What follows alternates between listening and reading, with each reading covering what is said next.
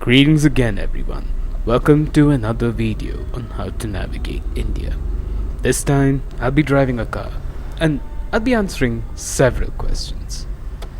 Understand again, I do not suggest you do exactly what I am doing in this video.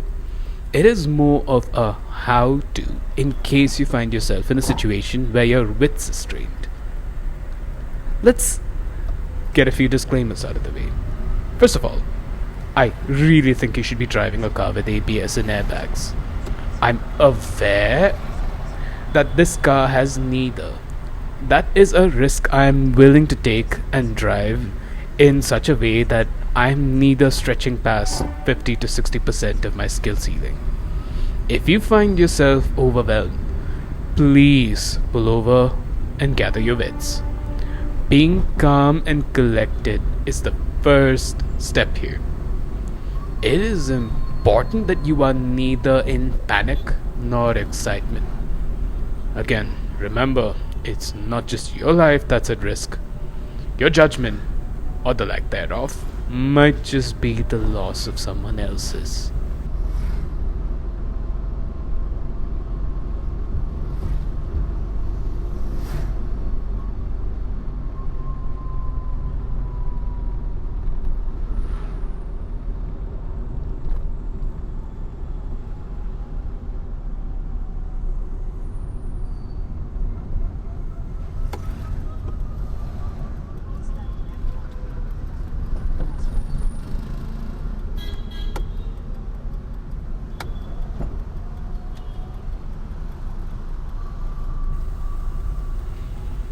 I'm not sure if you can see, but there is a slight incline here. They have the right of way.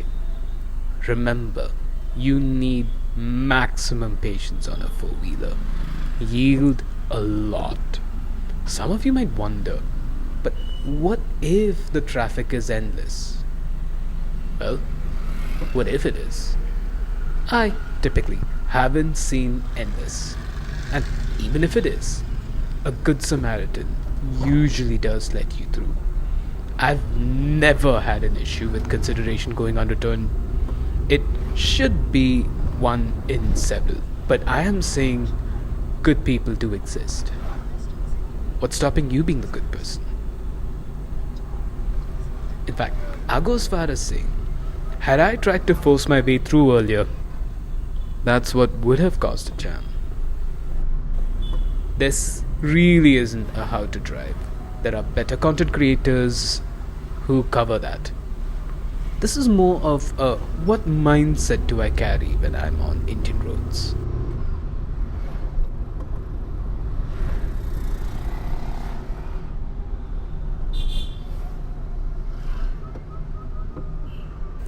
By the way, the human eye doesn't really see the same way as a camera. Note that my visibility was significantly much better than what you are seeing here. Getting dazzled by oncoming traffic is a perennial challenge, and your only option is to avoid looking directly ahead. You could look at an angle without losing focus on what's ahead, but keep your pace in mind. Your eye has maximum resolution to look at what is in its direct path.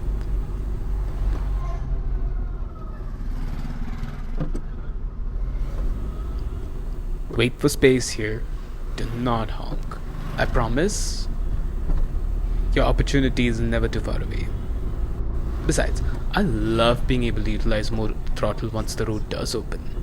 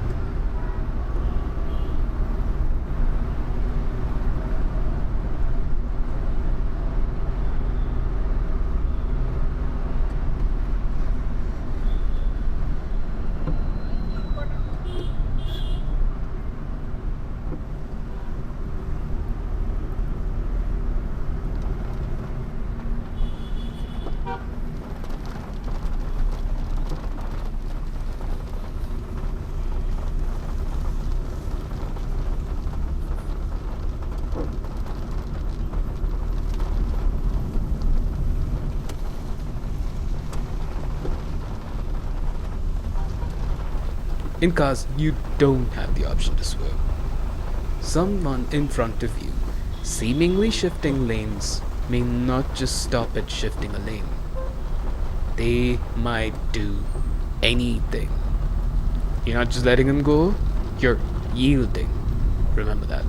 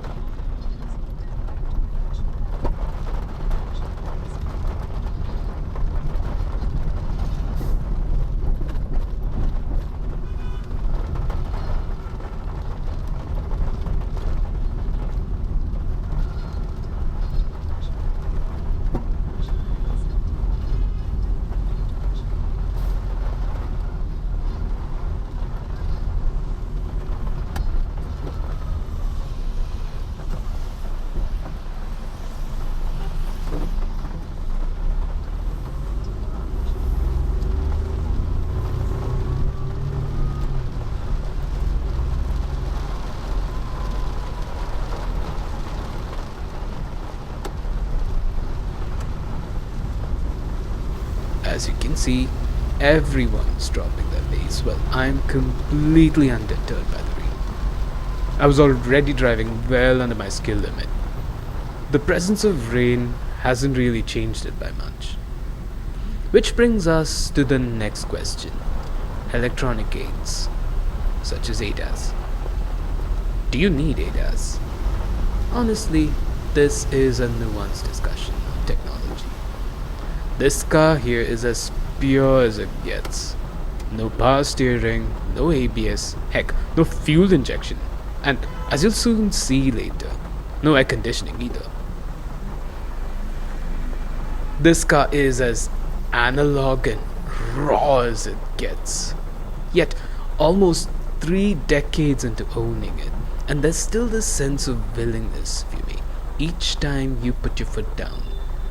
This car communicates everything to you in a level of satisfaction that I just don't see in other cars today. By the way, sorry for the cut earlier. The window was up and the car had stopped, so the camera had overheated. With electronic nannies, more often than not, what we end up with is a false sense of security that nothing will happen. To prove my point here, let me bring up some crash statistics. And mind me, these here are fatalities, not just crashes.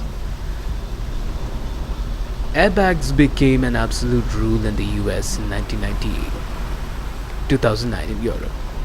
ABS in Europe was 2004, US in 2012. Yet, despite the fact that cars today are orders of magnitude safer, this is not reflected in the statistics. The driver aids, the better brakes, the in-cab ratings. Honestly, I'm not against improved technology, but I see a clear trend in people building a false sense of security, which ultimately is their undoing. Your best tool is mindful driving and constantly working on improving your own skills. By the way, it's not the speeds that matter, but space. And by space, I don't just mean distances. I'm also referring to time. What do you expect will happen in the next 1 second? In the next 2? In the next 3? Yes, the road is filled with uncertainties, but also remember, increasing speed gives you lesser space to work with. Risk wisely. It's not the speed you do so much as the space you have.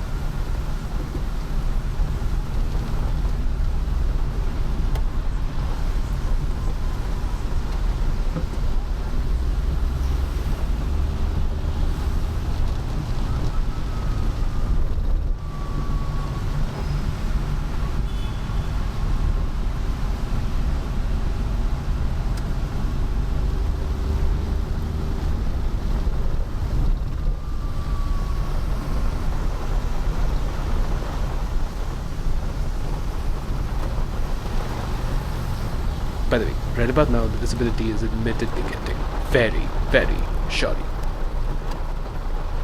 And I really have to pull myself into a slower lane or a slower road.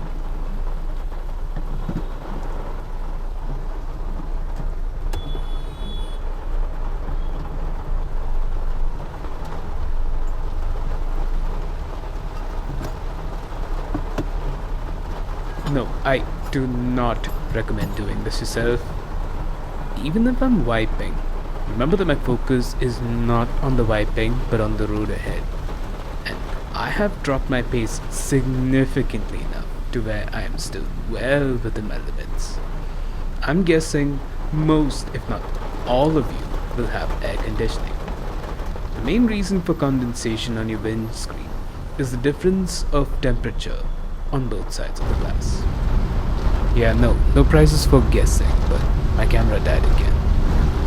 Anyway, if you can set the inside temperature to match the outside temperature, the glass shouldn't collect moisture in theory. Yes, I'm aware of the should you turn on the heater, should you turn on the cooler debate. And I'm also aware that having a blower on the glass can also get rid of the deposits quickly. But you can't do that to every single window. Your best bet is to match inside and outside temperature, and none of the glasses are at risk. By the way, signaling in the rain, very important. Do it early, do it often. Even if one of your indicators isn't working, get them fixed now. People colliding into you is heavily dependent on how predictable you make yourself.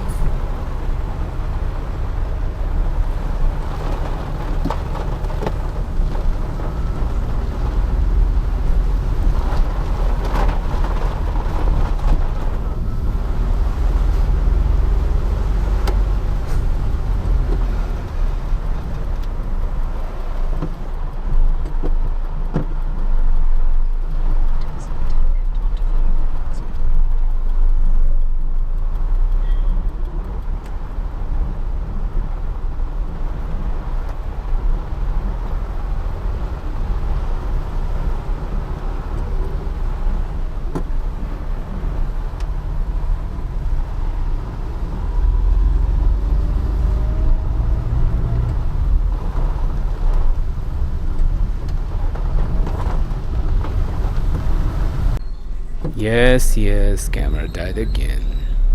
Anyway, rain's now over, but that doesn't mean we're in the clear. Roads are still very low traction, full of covered surface hazards, and you need to take care not to splash other people in the environment. But anyway, you simply cannot be fast when the road is teeming with pedestrians, children especially. And arguably, this is far trickier than when it's actually raining, because you are looking at potentially more traffic because two-wheelers are now trying to make up for lost time. I cannot stress this enough. Make sure you get plenty of practice and have a great understanding of the limits of your machine's physical extremes. There's multiple ways to learn that. I might actually explore that in another video if enough of you ask for it.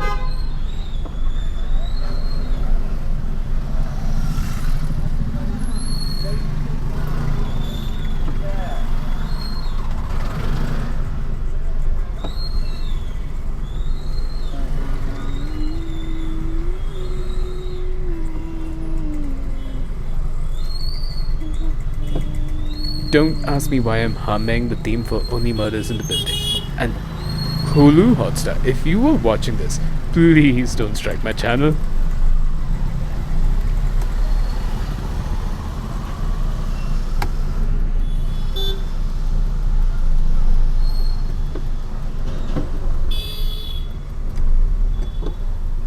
By the way, none of these horns are coming from me.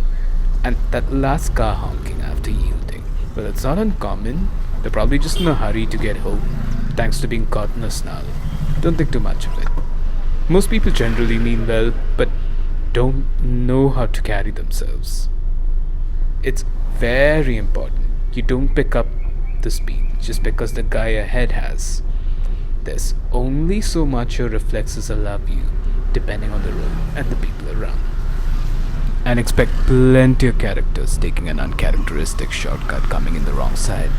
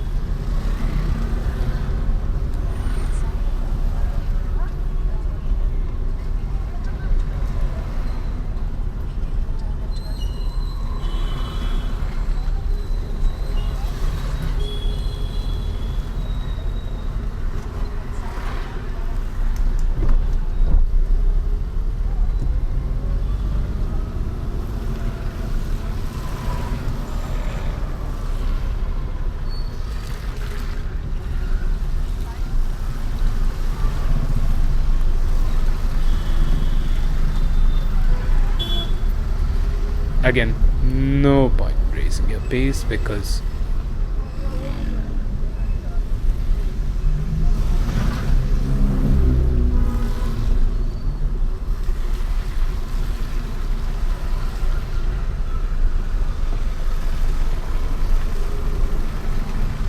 there we go, right behind them.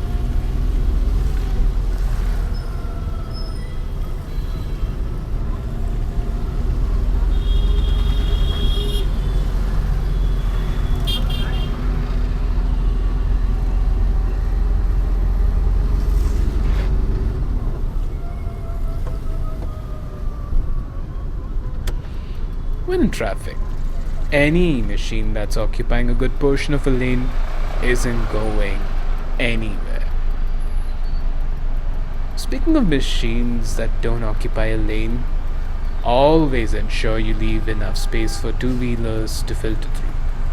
That way, they are far less likely to scrape you while filtering. If you're an auto rickshaw, please yield to two-wheelers and two-wheelers.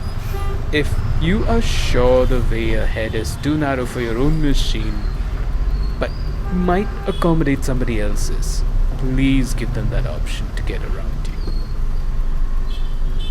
One of the main reasons for roads clogging is that too many people are using too few roads. The solution, therefore, is that whenever possible, use an internal detour. You may arrive at the same time at your destination, but it might also allow for the rest of the roads to be less congested, allowing someone else to arrive earlier.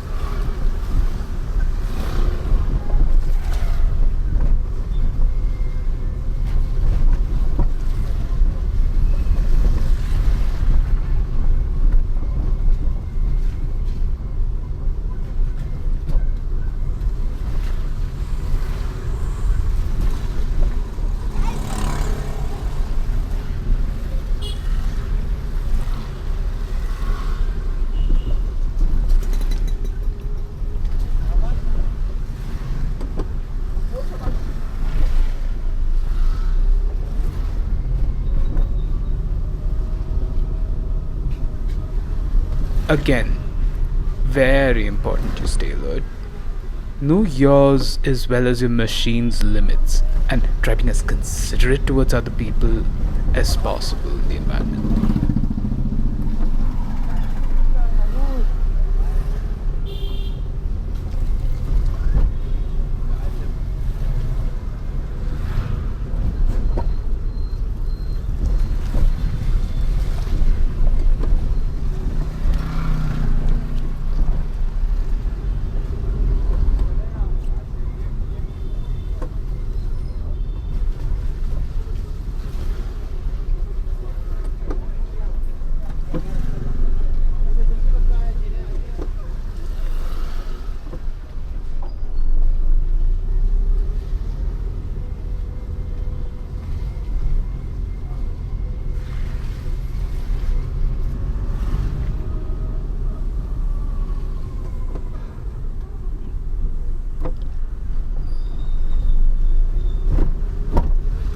Slow down at puddles especially. There is a potential road surface hazard just lurking, or you might just splash somebody else.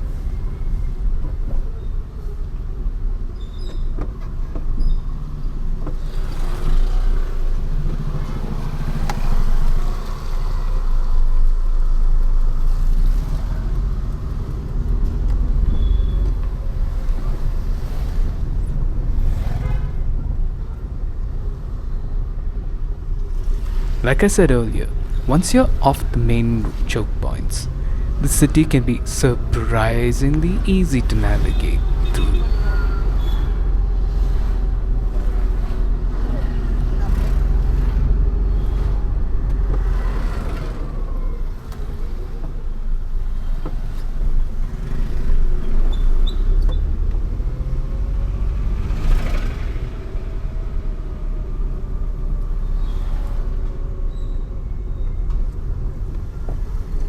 So, go ahead, explore your city, and find alternative paths.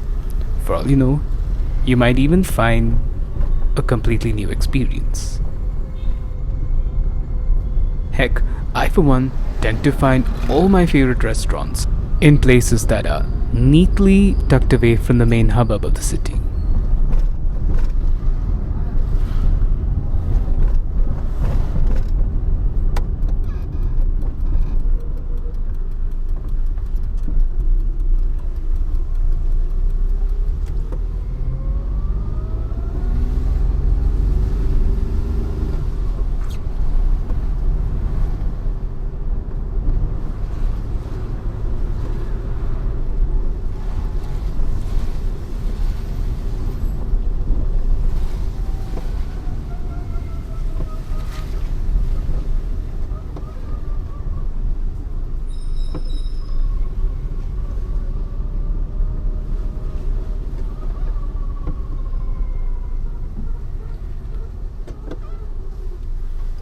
Yeah, not cool. Please don't park at choke points just opposite another vehicle.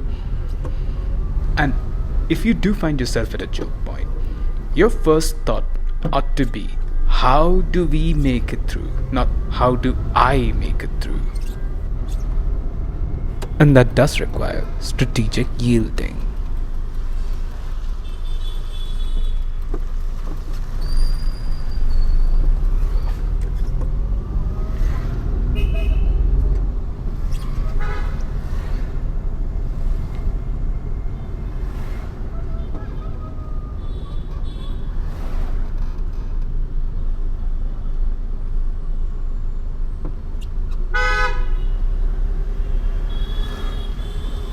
Now, this person here neither flashed his signal this way, nor did he cut me off. But I have to take into consideration that it is a possibility, and therefore I slow down.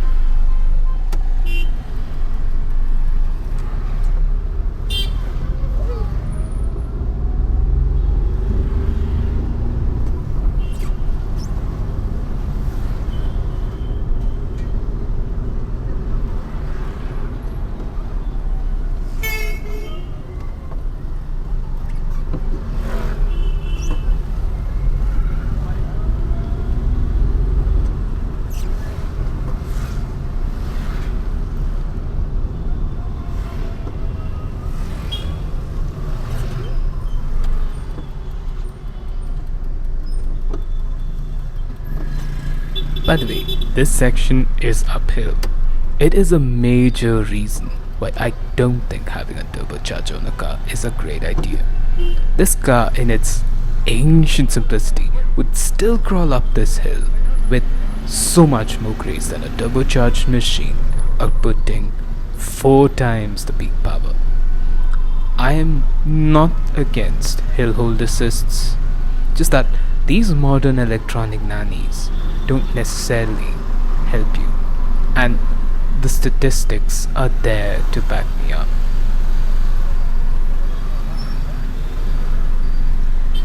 By the way, the dude to my right is really revving the guts out of his engine and potentially burning off his clutch plate. I'd say you don't need to do that even on a turbo. Please practice your hill takeoffs if you aren't comfortable with them.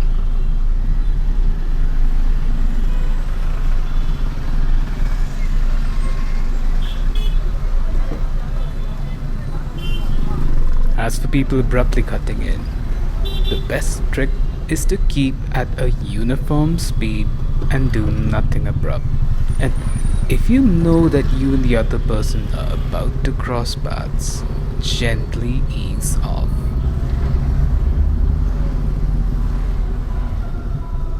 And there really is no point in picking a fight at this time of the day.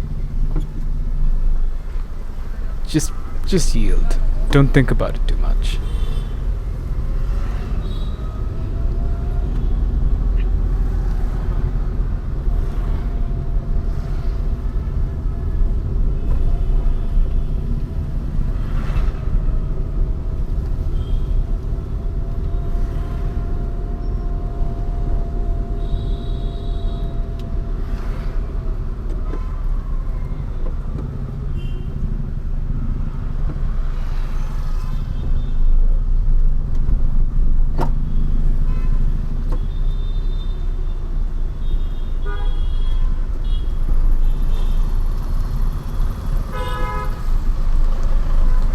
In fact, I'll even go as far as saying quite a few people happily yield to you as well.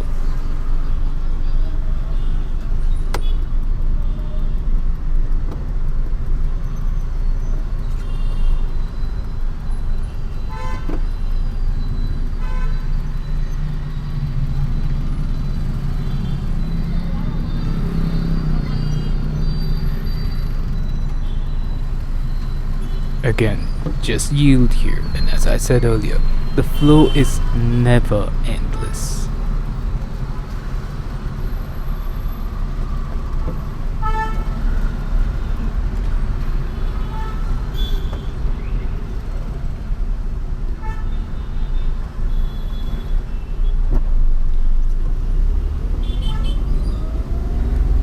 By the way, so this road does not have pedestrians, nor does it suffer from being narrow, and I am more than happy to step on it. But remember, you have to know your brakes and always be at a pace where you can brake nice and smooth.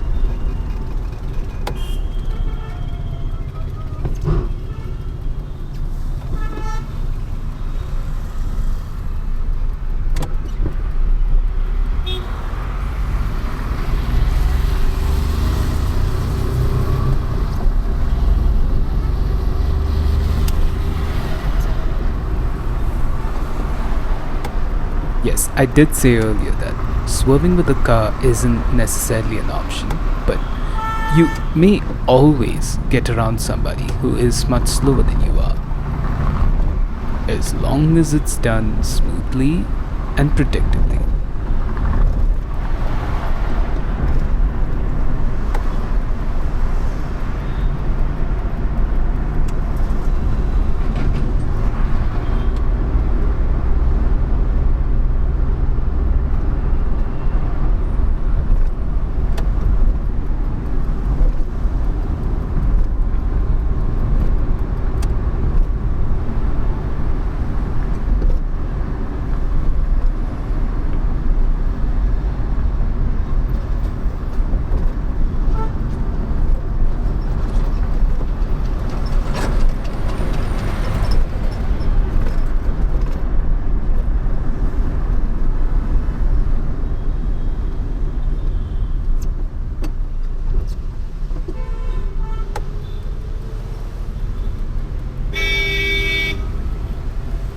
had my indicators on for quite some time, and it was a smooth lane shift. But if you realize that he may not slow down in time, gear down and you have to step on it. Be ready for that.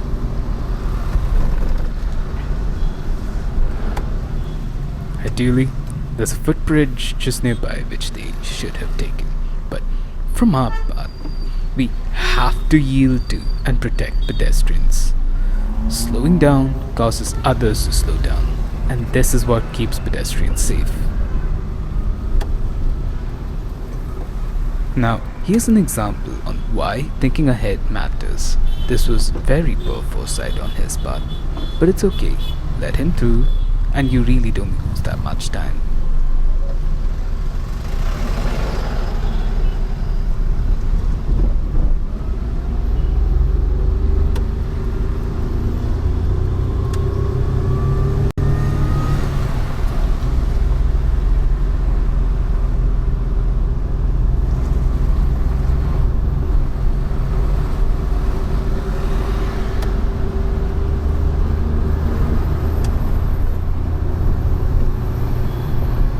Now, judge this. Understand that there's a significant difference between spirited driving and aggressive driving. Can I clear this bus in low visibility and not mow people over? Especially given that the bus might shift lanes. Answer is a resounding no. Be ready to back off at any time.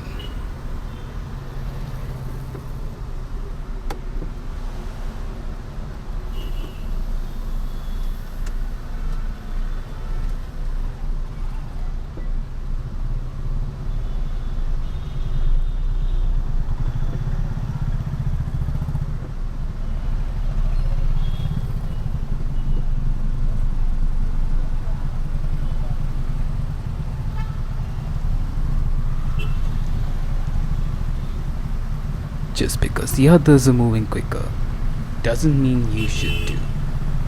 For instance, this auto to my left side. If I were any faster, I'd have splashed him. He's got no protection against that.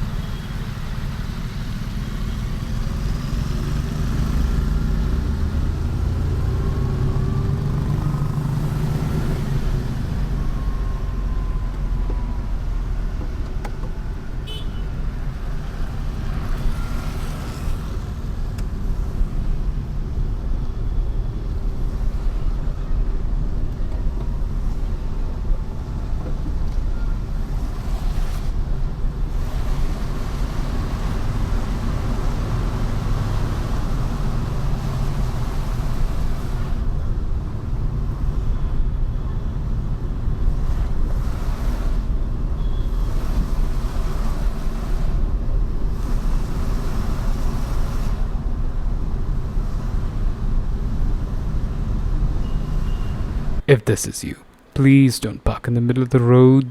Use your discretion.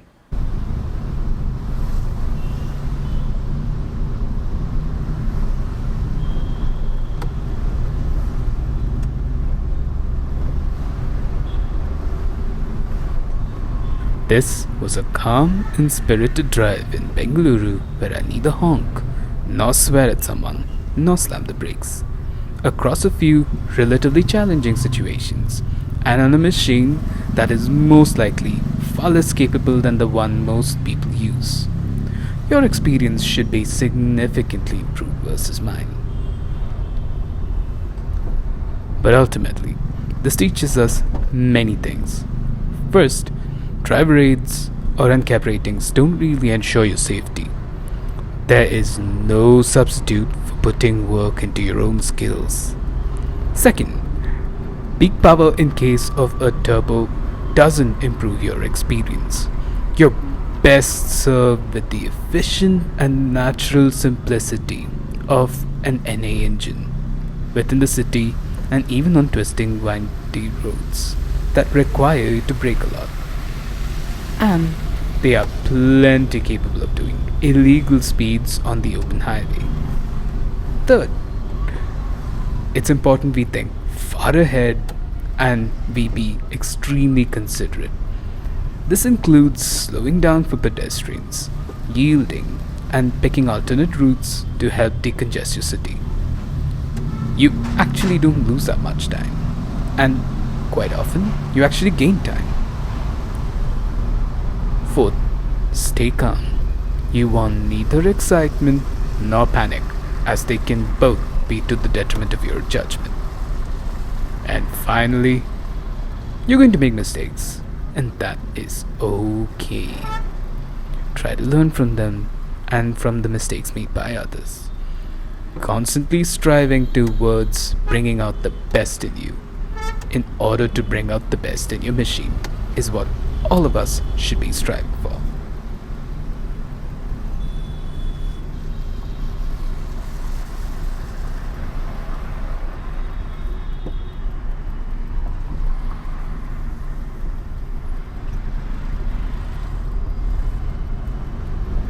Either way, if you have feedback or questions, do feel free to leave them in the comments.